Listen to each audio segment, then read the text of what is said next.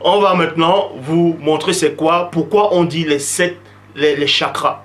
Pourquoi on dit les 7 chakras et les 7 points vitaux. Pourquoi 7? Pourquoi pas 8 points vitaux? Pourquoi pas 10 chakras? Pourquoi 7 chakras? Pourquoi les 7 points vitaux? Pourquoi le chiffre 7? Ça représente quoi exactement? Donc on vous a déjà démontré ici que la Kundalini, c'est diabolique, c'est occulte. Parce que derrière, il y a un démon, derrière, c'est un serpent, c'est un démon reptilien. Vous voyez, c'est un hybride qui possédait déjà les gens dans l'ancien temps. Et ce qu'ils possédaient, ce sont les nécromanciens, les médiums, le médianisme, les diseurs de Bonaventure. Ils sont tous possédés par ces entités-là, ces serpents-là, soi-disant, qui est autour de la colonne vertébrale. Donc, ici on vous dit que cette énergie active à un éclair les 7 chakras. Et on va vous dire maintenant c'est quoi exactement les 7 points vitaux, en tout cas par rapport à ces sciences-là occultes. Et c'est quoi ces 7 chakras? Dans Matthieu, on va dans Matthieu chapitre 12 au verset 43, Bible Shoraki, parce que Koudoumane avait déjà parlé de tout ça. Christ avait déjà dénoncé toutes ces sciences occultes qui allaient arriver déjà. Il avait déjà mis ça en jour. Mais sauf que les gens, la plupart des gens qui l'écoutaient, il y avait des non-initiés qui ne comprenaient pas les paroles profondes cachées de Koudoumane. Donc, dans Matthieu 12, 43, Bible Shoraki il dit, quand un souffle contaminé est sorti de l'homme, il erre dans des lieux sans eau pour chercher le repos et il ne le trouve pas. On vous dit, c'est un souffle contaminé ici, c'est quoi? C'est un esprit impur, c'est un démon. On vous prend l'exemple, on vous dit ici, Christ parle d'un homme qui était possédé d'un esprit, et quand l'esprit là, il sort, l'esprit maintenant va errer dans les lieux sans eau. Pourquoi on dit maintenant les lieux sans eau? Pourquoi on doit préciser que ce démon-là va aller errer dans les lieux sans eau, dans les lieux arides, désertiques, pour chercher le repos?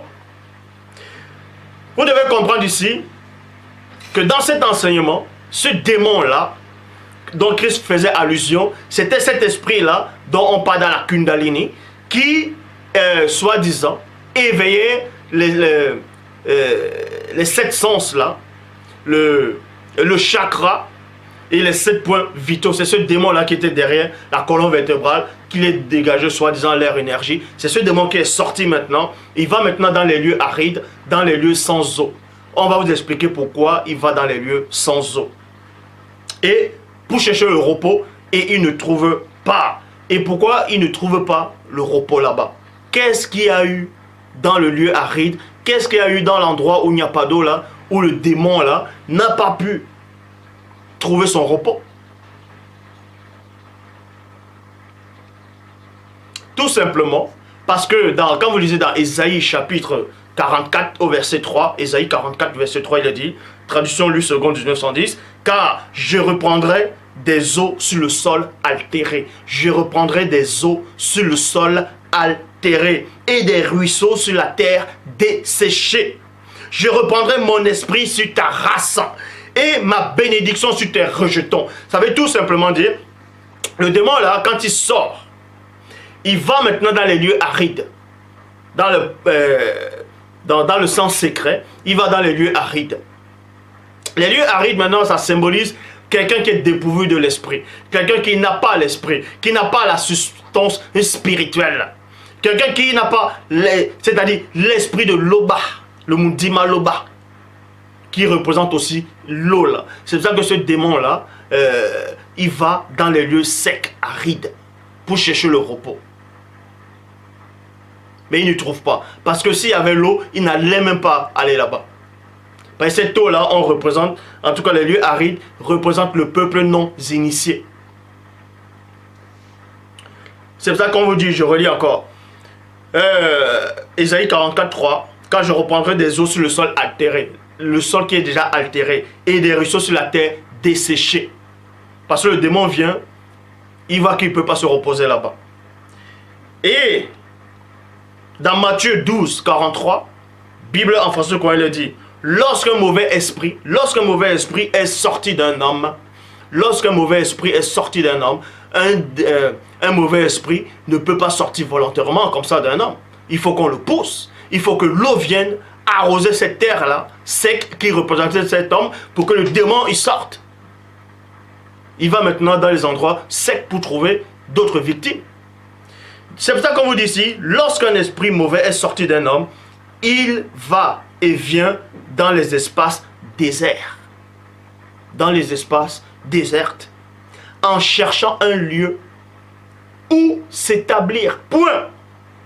Comme il ne trouve pas, virgule, comme il ne trouve pas, maintenant il va, il cherche, il ne trouve pas.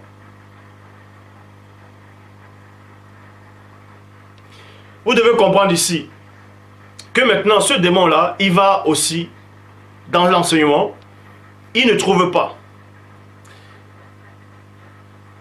Quand on dit il ne trouve pas, le mot il ne trouve pas, ce n'est pas la bonne définition. Ce n'est pas exactement ce qu'il faut dire. Puisqu'on dit quoi? Il va dans les lieux déserts.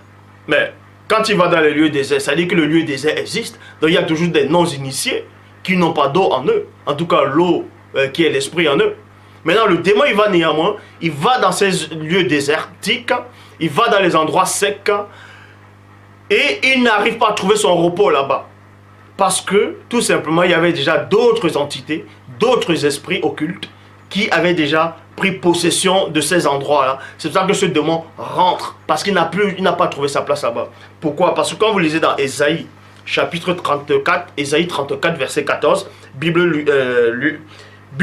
traduction Louis II, il est dit, les animaux du désert s'y rencontreront, les chiens sauvages et les boucs s'y appelleront. Vous voyez, on a dit les animaux du désert. Désert, c'est quoi? Le désert, c'est désertique. Donc, les animaux du désert s'y rencontreront, les chiens sauvages et les boucs s'y appelleront les uns des autres. Là, le spectre de la nuit aura sa demeure et trouvera son lieu de repos. Bon, dans Louis II du 910, ils ont parlé ainsi, mais on va donner une autre version qui parle plus en détail par rapport à ça. Vous verrez que dans la traduction Abbé Filion, il est dit les démons et les onocentaures. Les onocentaures, ce sont des démons hybrides. Moitié démon, moitié âne. Ce sont les démons en forme d'âne. C'est ça les onocentaures. On vous dit ici, les onocentaures, les démons et les onocentaures s'y rencontreront. Où? Dans les lieux arides, dans les endroits désertiques où il n'y a pas d'eau. Les démons et les onocentaures s'y rencontreront et les satyres s'y jetteront des cris l'un et l'autre. L'un à l'autre, point virgule. La sirène, vous voyez, la sirène. Oh, tandis que dans Louis II, il est dit, dans Louis II, pas plutôt le spectre de la nuit. Mais dans Filion, il est dit, la sirène s'y retire et trouve son repos. Donc, la sirène des eaux ici, dans d'autres sens, qui représente aussi l'élite, elle trouve son repos dans ces endroits-là. Il y a déjà d'autres espèces de démons, il y a déjà des onocentaures, il y a déjà des satyres. Les satyres, ce sont les démons en forme de bouc. Les démons en forme de bouc, et c'est ce qu'on représente souvent dans l'étoile à 5 branches. Quand ceux qui font la sorcellerie, la magie, la divination, ceux qui veulent soi-disant invoquer les démons, mais ils n'arrivent même pas. Parce que même dans le faux, ils n'ont même pas la connaissance du faux. Mais bon, l'étoile à 5 branches, d'autres disent que c'est la tête de Satan, ça n'a rien à voir avec Satan. Mais quoique, et cette entité-là est là pour servir Satan aussi. Ce sont des satyres, c'est la tête de Pan. Les deux cornes, les deux oreilles et le bouc. C'est ça le pentagramme. Mais ici, on n'est pas là pour parler du pentagramme, mais de la Kundalini. Pour vous montrer qu'il n'y a qu'un seul enseignant. Donc ici, ce démon-là qui sort d'un homme, il va dans les lieux désertiques, dans les lieux arides. Il voit déjà d'autres espèces de démons là-bas. Il voit les onocentaures, il voit des satyres. Et il voit même l'élite, c'est-à-dire l'une des sirènes, des grandes sirènes, qui se reposait déjà là-bas. Donc c'est pour ça que ce démon n'a pas pu trouver son lieu de repos. Donc il rentre maintenant pour revoir cet homme-là, qu'il avait jadis possédé. C'est pour ça qu'il est dit dans Matthieu chapitre 12 au verset 44. Matthieu 12, 44. Bible en face au Coran. Courant, il se dit, je vais retourner dans ma maison, celle que j'ai quittée. Vous voyez? Celle que j'ai quittée. Mais on sait que le démon ne va pas sortir d'un corps juste comme ça. Il va rester là. Mais ici, là, on dit celle que j'ai quittée. Donc, en gros, si vous voulez comprendre, celle où on m'a expulsé. Il y retourne et la trouve vide. Vous voyez? Vide. Quand on dit vide, ça veut dire qu'il n'y a pas d'eau. Donc, vide. Balayé et bien rangé. Matthieu 12, verset 25. Bible en parole de vie. Il va donc chercher 7 ans. Oui. Il va donc chercher 7 autres esprits encore plus mauvais que lui.